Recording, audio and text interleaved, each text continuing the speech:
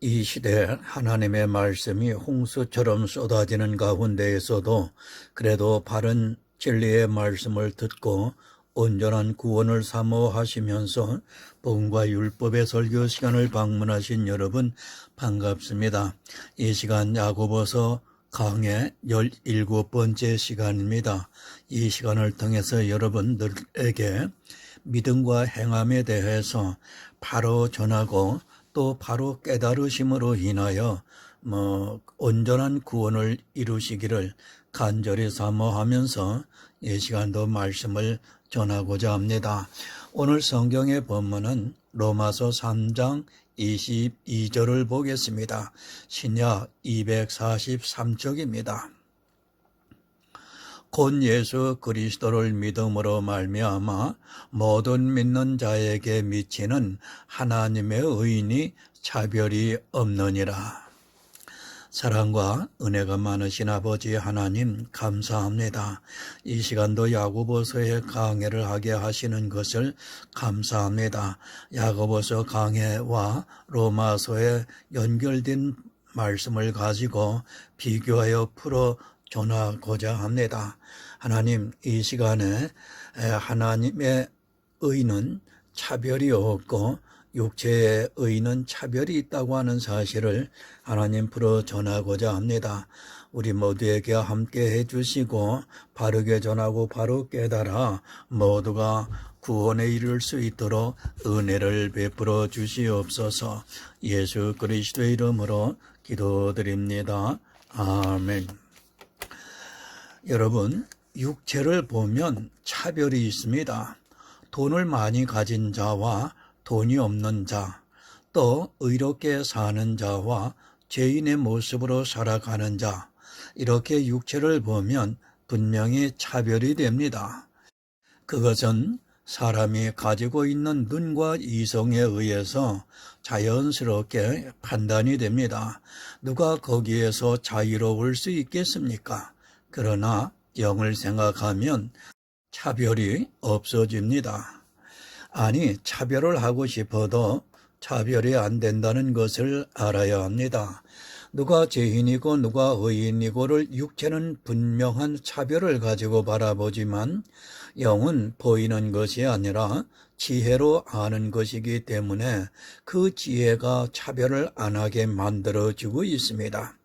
육체는 각각 개인의 한 것을 그대로 나타나기 때문에 차별이 있습니다. 하지만 영은 예수님께서 하신 일입니다. 예수님께서 십자가를 통해 이루신 것을 모든 사람이 믿음으로 동일하게 가져오고 있습니다. 이 사람도 믿음으로 예수님의 것을 자기 것으로 가져오고 저 사람도 믿음으로 예수님의 것을 자기 것으로 가져오고 이 세상 모든 사람이 예수님께서 완전케 하신 율법의 의의를 자기 것으로 가져올 수 있기 때문에 차별이 있을 수 없습니다. 이렇게 생각하시면 됩니다. 거저주는 자판기가 있습니다. 그 자판기에서 나오는 것을 가져가는 사람은 누구나 동일한 것을 가져갑니다. 그가 죄인이 되었던 의인이 되었던 그 자판기에서 나오는 것은 모두가 차별이 없습니다. 만약 의인만 가져가라면 문제가 되겠지만 모든 사람이 다 가져갈 수 있다면 그 자판기에서 뽑아 가져가기만 하면 됩니다. 의인이면 좋은 것이 나옵니까? 죄인이라고 해서 그 자판기가 나쁜 것을 줍니까? 아닙니다. 자판기는 누르기만 하면 모든 사람에게 차별이 없이 주고 있습니다. 바로 그와 같이 예수 그리스도 안에 있는 모든 성도는 차별이 없고 또 그리스도를 통해서 이 세상을 바라보고 있다면 차별을 할 수도 없습니다. 이것이 영의 비밀입니다. 하지만 이 영의 탄생에 대해서 사람들이 모르고 있습니다. 성경은 우리에게 차별이 없는 것을 주고 있는데 사람들은 자기 이성으로 구별을 하고 있습니다. 사실 예수 그리스도의 영이 내 안에 탄생이 되는 이 비밀은 하나님께서 주시지 않고는 어느 누구도 깨달을 수 없는 신비한 일입니다. 죄인이고 의인이고는 그 사람의 문제입니다. 그러나 자판기에서 나오는 것은 동일하게 같은 것이 나온다는 것을 분명히 알아야 합니다. 자판기가 알아서 너는 죄인이지, 너는 의인이지 하고 판단을 하는 것이 아니라 그냥 누르기만 하면 차별이 없는 것을 받을 수 있습니다. 그와 같이 이 세상 모든 사람들은 예수 그리스도를 믿기만 하면 차별이 없는 예수 그리스도의 의를 얻을 수 있습니다. 그래서 그것을 거저주는 은혜라고 성경은 말씀을 하고 있습니다. 그것을 예표로 보여주셨습니다. 아담을 통해서 하와가 탄생이 되었습니다.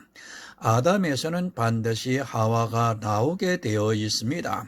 이것이 오실 자의 표상이라고 말씀을 하고 있습니다. 이와 같이 예수 그리스도께서 그리스도의 사람이 탄생이 됩니다. 이 차별이 없는 것을 주시겠다는 것이 영의 비밀이며 하나님께서 우리에게 주시는 놀라운 선물입니다. 왜 차별이 없는가를 아시겠습니까? 무엇을 가지고 판단을 하겠습니까? 똑같은 것을 받아 가지고 있는데 무엇으로 판단을 할 수 있겠습니까? 판단을 하고 싶어도 하지 못하는 것이 바로 영의 것이라는 것을 알아야 합니다. 그런데 이 차별이 없는 너무도 좋은 것을 가지려 하기보다는 차별이 있는 썩어져가는 티끌과도 같은 것을 좋아하고 있습니다. 그리고 그 썩어져가는 것을 더 많이 갖고 싶어서 견디지를 못하고 있습니다. 영의 사람입니다. 내가 육의 사람인가 아니면 영의 사람인가를 이 말씀을 통해 쉽게 이해할 수 있습니다.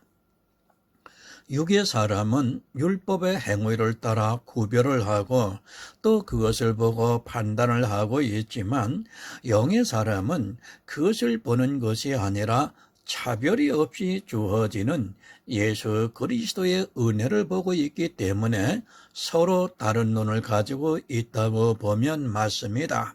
그것은 지혜입니다. 육의 사람은 눈으로 보고 영의 사람은 지혜로 보고 있습니다.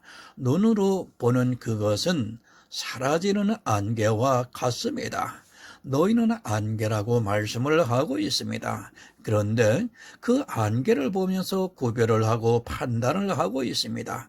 잠시 후에는 사라지고 말 것을 가지고 어리석게도 이것이 좋다, 이것이 나쁘다 하면서 차별을 하고 있습니다.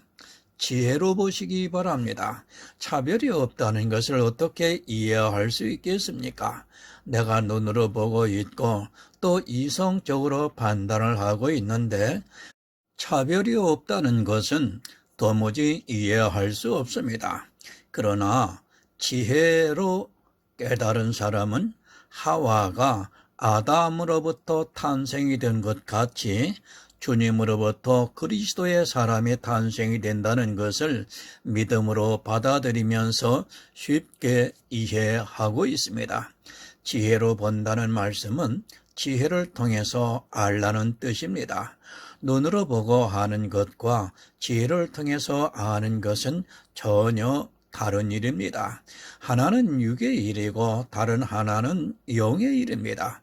지혜를 통해서 깨달으면 하나님의 의는 차별이 없다는 것이 믿어집니다. 그러나 눈을 통해서 보면 말로는 믿는다고 하면서도 도무지 믿어지지가 않는 것입니다. 육의 일과 영의 일을 분별을 못하고 있는 사람들이 교회 안에 너무도 많이 있습니다. 육체를 따라 판단을 하는 사람이 있고 지혜로 판단을 하는 사람이 있습니다. 이 세상을 바라보는 눈도 다르고 신앙생활을 하는 자체도 전혀 다르다는 것을 분명히 알아야 합니다. 지혜는 성령께서 감동을 주심으로 아는 것이고 육체를 따라 판단을 하는 것은 내 눈에 보이는 그대로를 보고 판단을 하고 있는 것입니다. 육체를 따라 판단을 하는 것이 얼마나 어리석은가를 알아야 합니다. 그의 마음도 알 수 없고 또 그가 하루 종일 무엇을 하고 있는지 도무지 알지 못하고 그저 자기 눈에 지금 보이는 그 모습, 파노라마 중에 겨우 한 장면을 보고 판단을 하는 것과 같습니다. 사진 한 장을 보고 마치 전부를 본 것으로 생각하는 것이 바로 육체를 따라 판단하는 것입니다. 파노라마를 찍습니다. 그럼 그 중에 좋은 장면도 있고 또 보기에 안 좋은 장면도 있습니다. 그것을 모두 찍어서 방송에 내보낼 때는 아주 좋은 장면을 편집을 해서 내보내고 있습니다. 우리가 눈으로 보고 있는 것은 그렇게 내 마음에서 아주 절제를 하면서 편집을 해서 나온 행위를 그 짧은 순간에 내보이고 있다는 것을 알아야 합니다.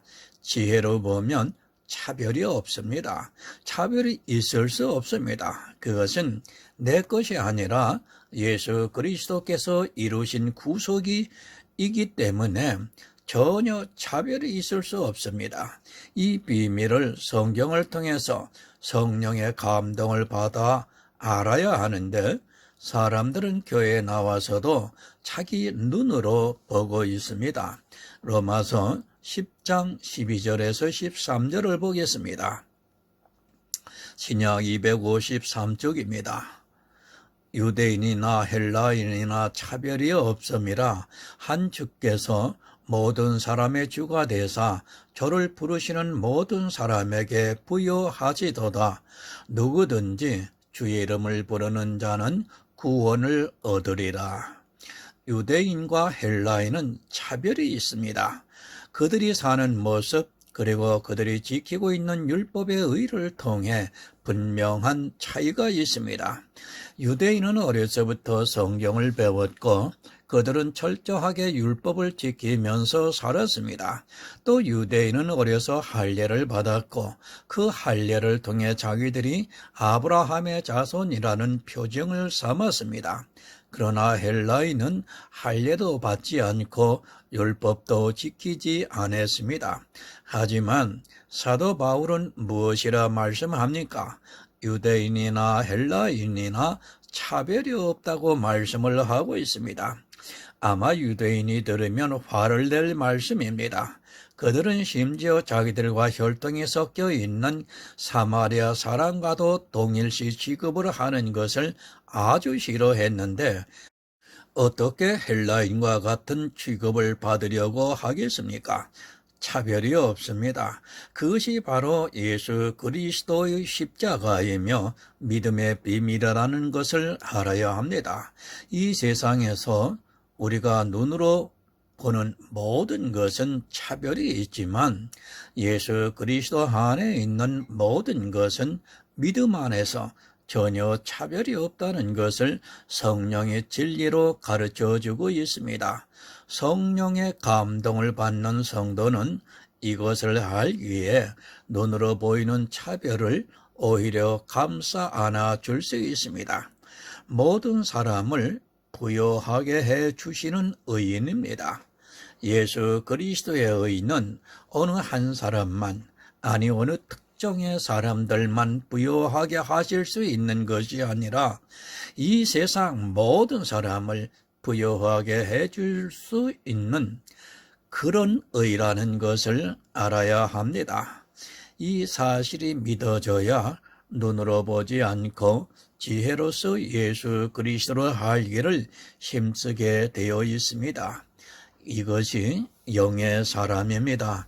그렇게 영의 사람은 지혜로서 알기 때문에 육체로 보는 것을 가지고 판단을 하지 않으면서 악을 행하지 않을 수 있는데 육체를 따라 사는 교회 안에 있는 다수의 사람들은 지혜로 아는 것을 믿기보다는 자기들의 눈에 비춰지는 그 모습 그대로를 보고 그것을 믿고 있습니다.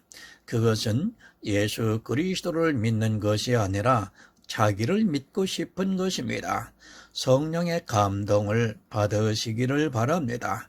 그것은 어떤 은사를 행하라고 하는 것이 아니라 모든 진리 가운데로 인도하심을 받으라는 말씀입니다. 진리 가운데로 인도하심을 받게 되면 내가 육체를 따라 판단을 하지 않을 수 있고 오직 성령께서 진리를 분별할 수 있게 감동을 해 주시고 있다는 말씀입니다. 이렇게 성령의 감동을 받지 않고 육체를 따라 판단을 하는 모든 행위가 여러분 악한 일인 것입니다. 모두가 믿음으로 부요해졌습니다. 그런데 아직도 누군가가 율법을 지켜서 자기를 부요하게 만들려고 한다면 그는 예수 그리스도를 믿지 않는 사람입니다. 이미 천국에 들어갈 수 있는 모든 부요함을 믿음으로 얻었는데도 아직도 그것을 믿지 못하고 천국에 가려면 이렇게 해야 한다는 생각에 사로잡혀 있다면 그는 아직 믿음이 없는 사람입니다.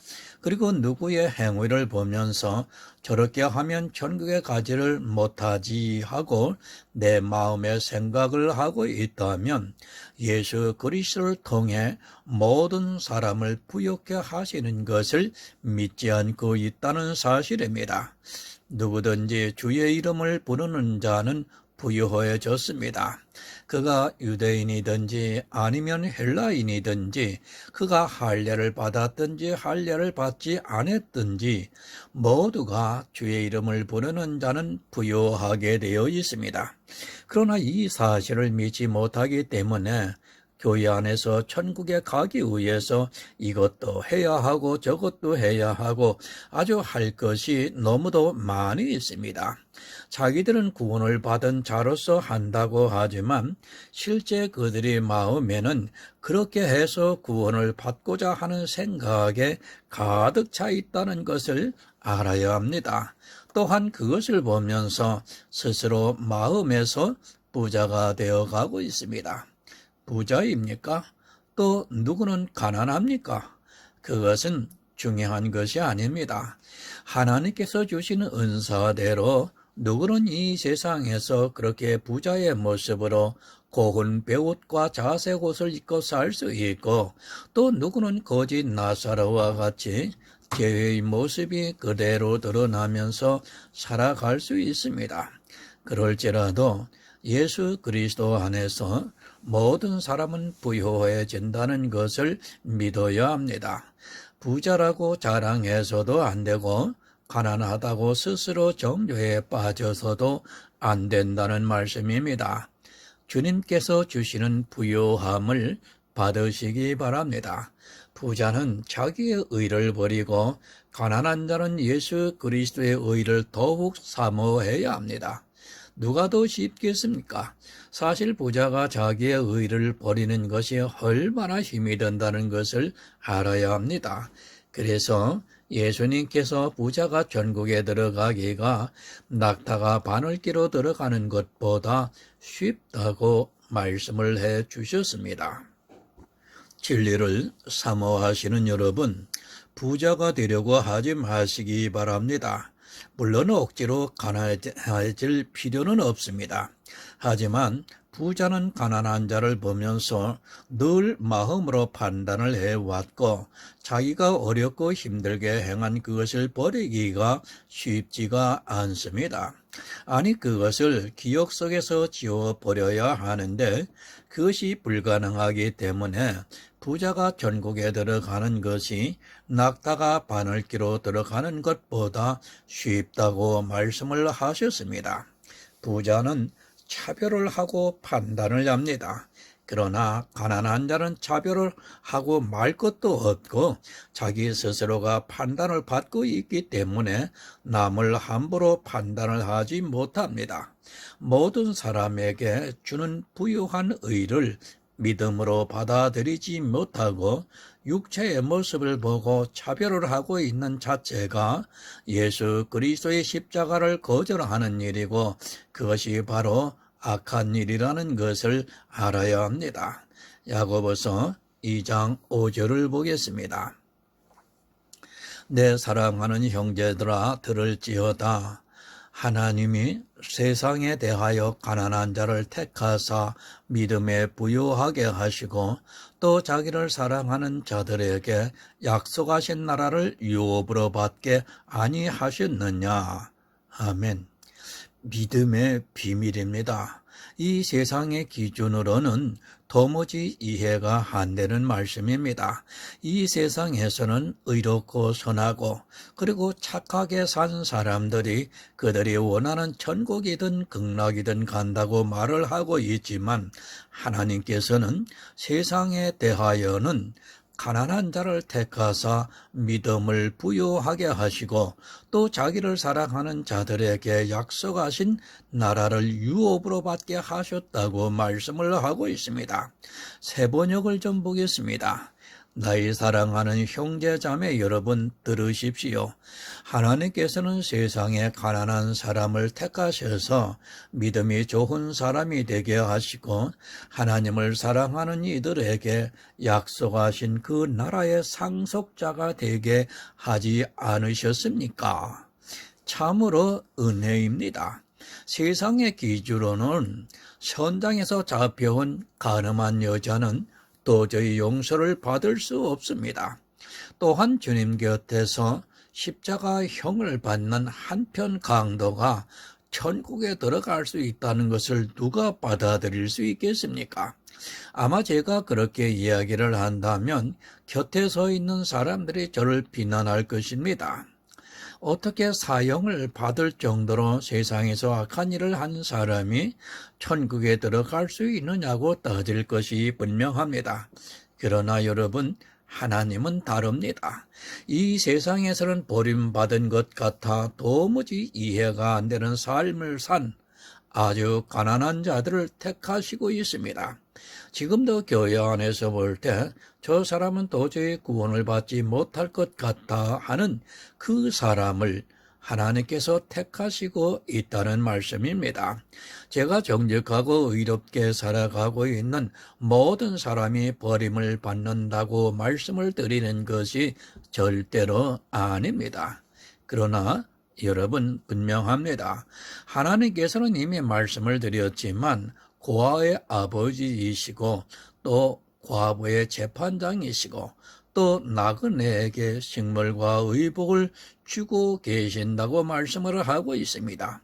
고아, 과부, 나그네는 이 세상에서 가장 가난한 사람들이기도 합니다. 실제 초대교회 대부분의 성도들이 그 당시 노예였던 것을 우리가 교회사를 통해서 알 수 있습니다. 가난한 자입니다. 율법에 대해서 가난한 자를 택하셔서 그들에게 믿음을 주시고 있습니다. 사실 내가 가난하지 않고는 믿음이 내 안에 자리할 수 없다는 것을 우리가 먼저 알아야 합니다. 교회 안에서 모든 것을 다 하는 사람은 사실 믿음을 갖기가 얼마나 어려운가를 먼저 알아야 합니다. 믿음을 갖고 싶어도 자기가 지금 행하는 그 행위를 보면 도무지 그 믿음이라는 것을 이해하지를 못하게 됩니다. 세상에서 물질적으로 가난한 자가 아닙니다. 자기가 천국에 들어갈 수 없다는 것을 아는 그런 사람이 가난한 자입니다. 교회 안에는 천국에 들어갈 수 없는 사람이 마음의 부자가 되어 율법의 의로 부자가 되어 마치 천국의 아들처럼 행세를 하고 있습니다. 그들은 바알을 숭배하면서 물질의 풍요를 누리면서 자기가 하고 싶은 모든 일을 다 하고 있습니다. 내가 가난해야 합니다. 그래야 하나님의 택하심을 받을 수 있다는 말씀입니다. 물질로 부자냐 가난하냐의 문제가 아니라 율법의 의로 볼 때 내 스스로 가난해야 한다는 것을 잊지 마시기 바랍니다. 이렇게 가난한 자가 되려면 율법을 바로 알아야 하고 또 성경을 바로 알아야 합니다. 그렇지 않으면 율법으로 성화로 부자가 되게 되어 있습니다. 나를 알아야 합니다. 율법의 의를 보는 사람은 부자가 되게 되어 있고 자기의 연약함을 보는 사람은 더욱 가난해질 수밖에 없다는 말씀입니다. 내가 철저하게 죄인임을 깨달아야 하는데 율법의 의가 보이는 순간 자기가 교회 안에서 신앙생활을 하는 것이 보이는 순간 가난해지고 싶어도 안 된다는 것을 우리가 바로 깨달아야 합니다. 가난해지시기 바랍니다. 억지로 내가 가난하다고 해서 가난해지는 것이 아니라 내 존재에 대해서 정확히 인정을 하고 또 성경에서 나를 어떻게 정의하고 있는가에 대해서 바로 알면 가난해질 수 있습니다. 그러나 율법에 빠지는 순간 절대로 가난해질 수 없다는 것을 또한 분명히 알아야 합니다. 왜 가난해질 수가 없는가 하면 내가 지키고 있는 율법을 안 지키고 있는 너무도 많은 사람들을 보면 자연스럽게 나는 부자가 되게 되어 있습니다. 율법을 여러분 바로 아시기 바랍니다. 왜 가난해지지 못하는가를 알아야 합니다. 율법을 보면 자기가 그 율법을 범한 죄인이라는 것을 알아야 하는데 오히려 율법을 지키면서 다른 사람과 비교를 하고 있습니다.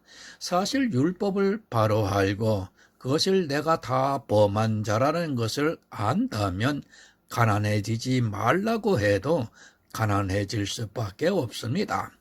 생각해 보시기 바랍니다. 내가 주의를 빠지지 않고 지키고 있습니다. 또한 교회 안에서 11조를 내고 또 교회 안에서 행하는 모든 일을 다 하고 있습니다. 그런데 그렇게 하지 않는 사람들이 이 세상에는 너무도 많이 있습니다. 지금 기독교인은 인구의 약 15%도 안 됩니다. 거기서 또 모든 신앙생활을 바르게 하고 있는 사람은 50%도 안 됩니다. 그러면 그 50%도 안 되는 집단에 들어가 율법의 의를 드러내고 있다면 자기가 부자가 되기 싫어도 이미 마음에서 부자가 되어 있다는 것을 알아야 합니다. 가난해질 수 없습니다. 하나님께서는 세상에 대하여 가난한 자를 택하시어 믿음을 부여하게 하시고 있는데 과연 몇 프로나 그 안에 들어갈 수 있는가를 냉정하게 생각해 보시기 바랍니다. 사람은 아주 작은 행위를 하나만 해도 그것을 통해 자기 안에서 누리는 만족감은 너무도 대단합니다. 왜 우리가 가난해져야 하는가를 말씀해 주고 있습니다. 시편 9편 12절을 보겠습니다. 구약 809쪽이 됩니다. 피 흘림을 질문하시는 이가 저희를 기억하시며 가난한 자의 부르짖음을 잊지 아니하시도다. 아멘. 가난한 자의 부르짖음을 잊지 아니하시기 때문입니다. 하나님께서는 가난한 자가 부르짖으면 그것을 잊지 아니하시고 기억을 하고 계신다는 말씀입니다. 그리고 또한 가난해야지만 부르짖을 수 있다는 것을 알아야 합니다. 내 자신이 율법적으로 볼 때 가난해야지만 내가 도저히 내 힘으로는 구원을 받을 수 없다는 것을 알아야지만 하나님께 매달리고 부르짖을 수 있다는 말씀입니다. 천국에 가고 싶습니다. 그런데 자기 율법의 의를 보니까 도저히 갈 수 있는 사람이 못 되니까 당연히 부르짖을 수밖에 없습니다. 그러나 교회 안에서 모든 것을 잘하고 있고 자기가 다니는 교회에 나온 것으로 마치 천국행 티켓을 받은 것으로 오해를 하는 사람들은 그런 간절함이 전혀 없다는 것을 알아야 합니다. 늘 말씀을 드리지만 신앙은 나를 아는 데서부터 출발입니다. 나를 모르는 사람이 어떻게 하나님을 알 수 있다는 말입니까? 나를 알면 가난해집니다. 그러나 나를 모르면 자기도 모르게 부자가 되고 있습니다. 이스라엘이 왜 부자가 되었느냐면 자기를 몰랐기 때문에 율법의 의를 보면서 스스로 부자가 되었습니다. 지금 이 시대도 종교에 취해서 자기를 모르고 그 종교적 행위에 빠져 고운 베옷과 자색 옷을 입으면서 교회 안에서 성화가 되어가는 자기 모습을 보면서 연락을 하고 있는 사람들이 참 많이 있습니다. 오해하지 마시기 바랍니다. 율법을 안 지키는 것과 선하고 의롭게 사는 것은 전혀 별개의 문제라는 것을 알아야 합니다. 율법을 안 지키고도 얼마든지 선하고 의롭게 이 세상을 살아갈 수 있다는 것을 알아야 하는데, 율법에 빠져 있는 사람들은 율법이 아니고는 그렇게 살 수 없는 것으로 알고 있습니다. 시편 14편 6절을 보겠습니다. 구약 811쪽이 됩니다. 너희가 가난한 자의 경영을 부끄럽게 하나 오직 여호와는 그 피난처가 되시도다. 율법주의자들이 볼 때 가난한 자는 얼마나 한심하게 보이겠습니까? 자기들이 지키고 있는 율법의 의를 왜 그들이 지키지 못하는가 하면서 오히려 이상하게 생각을 하고 있습니다. 왜 그들이 가난할 수밖에 없는가? 그것을 이해할 수 있는 지식이 없습니다. 그들은 자기들의 율법의 의를 드러내면서 가난한 자를 부끄럽게 만들고 있습니다. 어떻게 부끄럽게 하고 있습니까? 교회 안에서 자기들이 지키고 있는 율법의 의를 자랑하면서 그렇게 하지 못하는 사람들을 부끄럽게 만들고 있습니다. 정말 먹고 살기 위해서 일요일에도 일을 해야 하는 사람들에게 믿음이 없어서 그렇다고 하면서 자기들은 믿음이 있어서 주일날 이렇게 예배를 드리고 있다고 자랑을 하고 있습니다. 가난한 자의 마음은 전혀 생각하지도 않고 자기들이 지키고 있는 주일이라고 하는 그 날이 너무도 소중하고 그것을 지키는 자신들이 대견하기까지 합니다. 심지어는 그 헌대를 핥았다고 말씀을 하고 있습니다. 가난한 자에게서 보이는 죄를, 그리고 지키지 못하는 율법의 의를 보면서 아주 거지로 만들어 버리고 있습니다. 실제 기독교인들 가운데는 이런 사상에 젖어 있는 사람들이 많이 있습니다. 제가 아는 인적 가운데서도 그 형제 한 명이 먹고 사는 것에 지쳐 교회를 나오지 못하고 있는데, 그에게 요구하는 것이 교회만 나오라고 합니다. 그런데 그는 정말 먹고 사는 것이 전쟁입니다.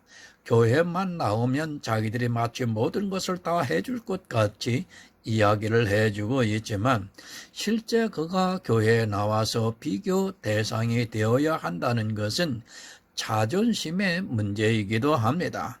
솔직히 자기들은 안 그렇다고 하지만 이미 율법 안에 있는 자체가 비교를 하게 되어 있습니다.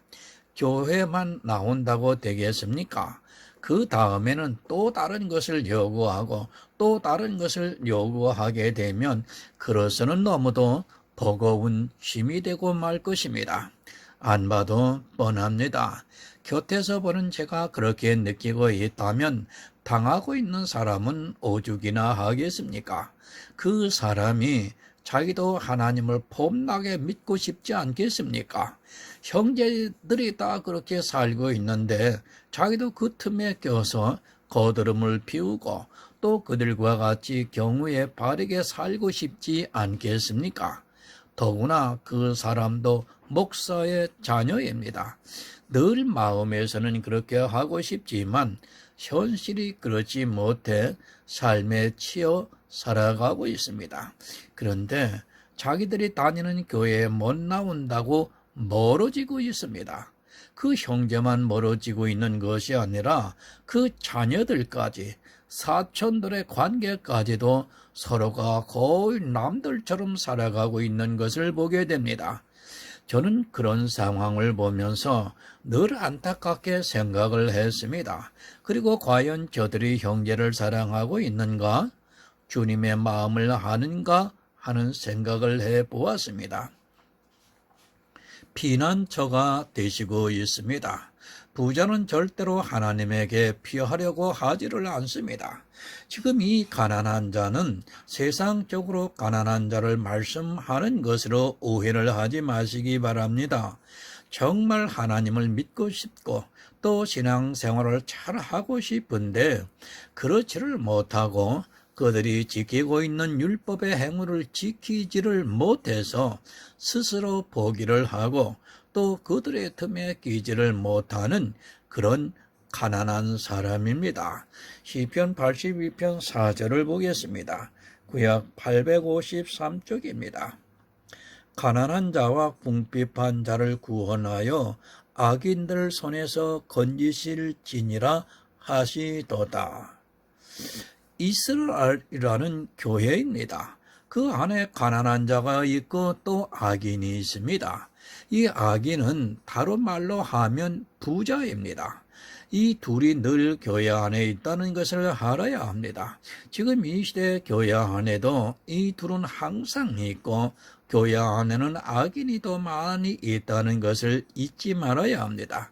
그러나 불행하게도 악인은 자기가 악인이라는 것을 전혀 깨닫지 못하고 있습니다. 교회 안에는 악인이 많습니다. 그 악인의 손에서, 그런 부자들의 손에서 주님께서는 가난한 자들을 건져내시고 있습니다. 내가 한 가지 율법을 행하는 그것으로도 내가 악인이 될 수 있음을 기억해야 합니다. 이 율법의 문제에 대해서는 잠시 후에 말씀을 드리기 때문에 이 정도에서만 그치겠습니다. 정말 율법의 문제가 해결이 안 되면 여러분의 구원은 허상에 불과하다는 것을 정말 명심해야 합니다. 누가 악인입니까? 주님께서는 교회 안에 나왔지만 생명을 얻지 못하는 그 사람들을 악한 자들이라고 말씀을 하고 있습니다. 자기 생명만 얻지 못하는 것이 아니라 자기 생명이 없기 때문에 다른 사람의 생명을 얻는 것까지도 방해를 하고 있다는 것을 알아야 합니다. 자기도 모르게 그런 일을 하면서 더욱 그 일에 감사하면서 행하고 있습니다. 세상 악인은 양심의 가책이라도 받고 살아가지만 교회 안에 있는 악인은 양심의 가책을 받기보다 오히려 그것을 더 하고 싶어서 견디지를 못하고 있습니다. 마태복음 25장 26절을 봅니다. 신약 44쪽이 됩니다.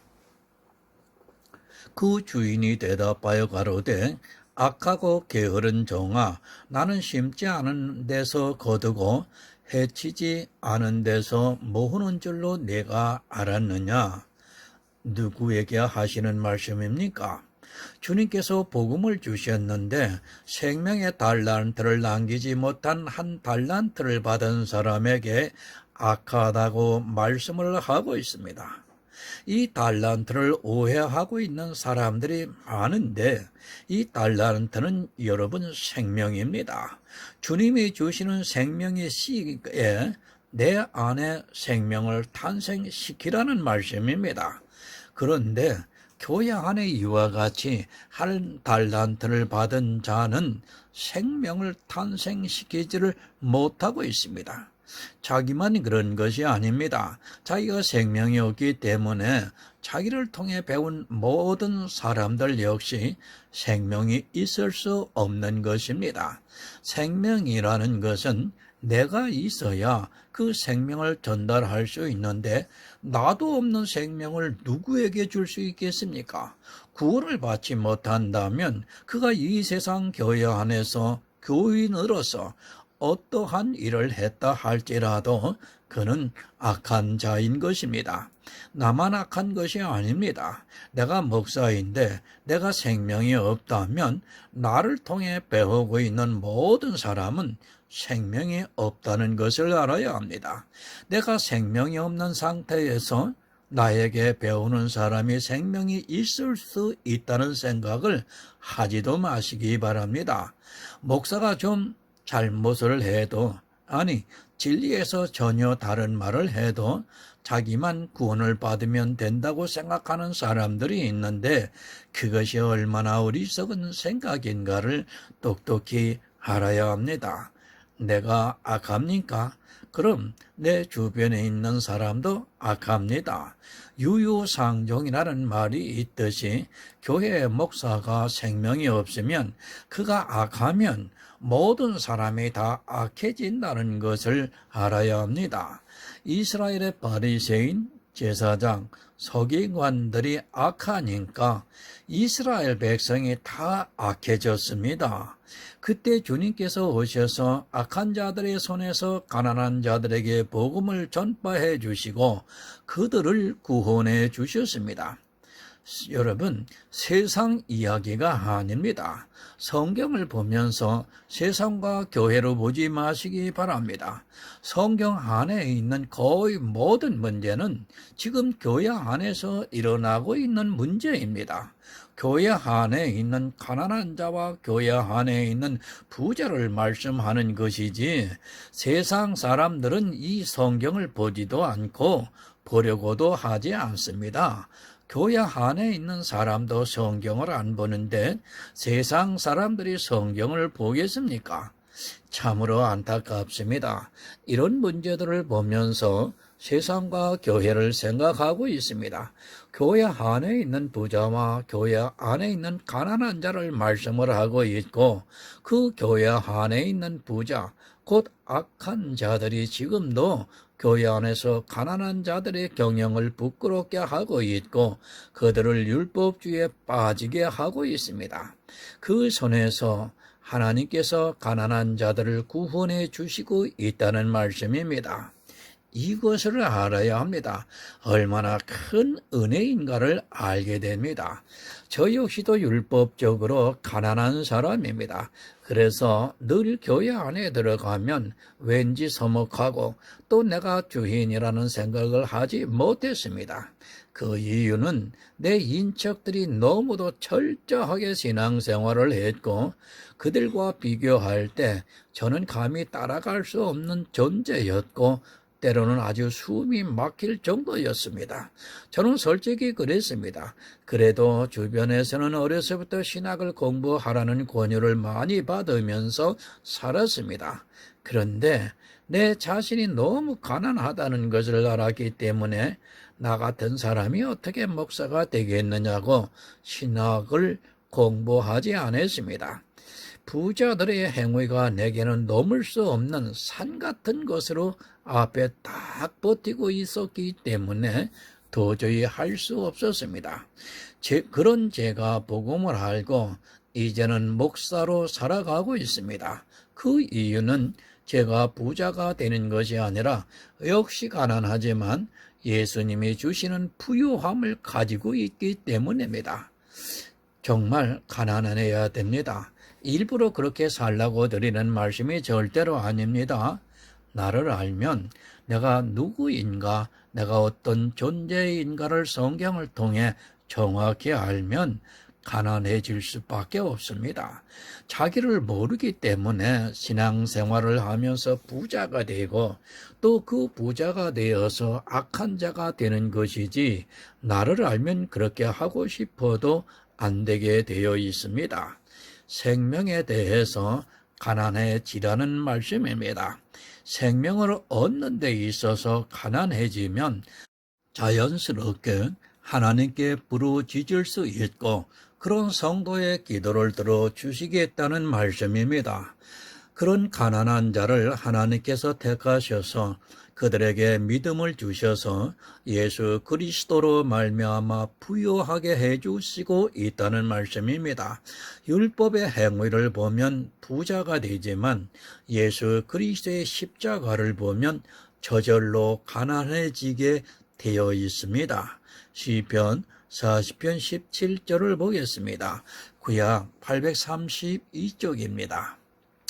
나는 가난하고 궁핍하오나 주께서는 나를 생각하시오니 주는 나의 도움이시요 건지시는 자시라. 나의 하나님이여 지체하지 마소서. 아멘. 나는 가난합니다. 시편에서 자기를 가난하다고 하는 말씀이 많이 나옵니다. 다윗이 물질적으로 가난한 사람입니까? 그는 왕입니다. 당대의 가장 부유한 왕이었고 그 당시 패권 국가의 왕이었습니다. 그런 그가 늘 시편에서 자기가 가난하다고 고백을 하고 있습니다.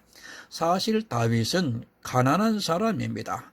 우리아의 아내 바세바의 일도 그렇고 실제 그가 살아온 것을 보면 그는 가난할 수밖에 없었습니다. 다윗의 죄를 일일이 성경에 다 기록을 했다면 아마도 그것만으로도 성경을 보다 더 많은 분량의 책이 필요했을 것입니다. 아주 중요한 사건만을 기록했을 뿐이지 실제 다윗은 자기가 얼마나 가난한 사람인가를 너무도 절실하게 깨닫고 있었습니다. 이렇게 가난한 자를 주님께서 구원해 주십니다. 그들의 부르짖음을 들어주시고 있고 또 그들을 불쌍히 여기심으로 말미암아 악인의 손에서 건져내시고 있습니다. 내가 누구보다 죄를 얼마나 더 많이 지었느냐 하는 것을 아는 것이 중요한 것이 아니라 또 그렇게 산 것으로 가난해질 수 있는 것이 아니라 내 자신을 알면 그리고 율법을 바로 알면 당연히 가난하다고 고백을 하게 되어 있습니다. 그런 자들을 택하사 믿음을 부여하게 하시고 있다는 말씀입니다. 얼마나 감사합니까? 하나님의 비밀은 정말 우리가 깨달을수록 놀랍기만 합니다. 내가 가난하다는 것을 세상의 지혜로 어떻게 깨달아집니까? 그러나 성령이 오셔서 진리 가운데로 인도함을 받고 있고 율법의 그림자를 걷어내고 나면 자기가 얼마나 가난하다는 것을 깨달을 수 있습니다.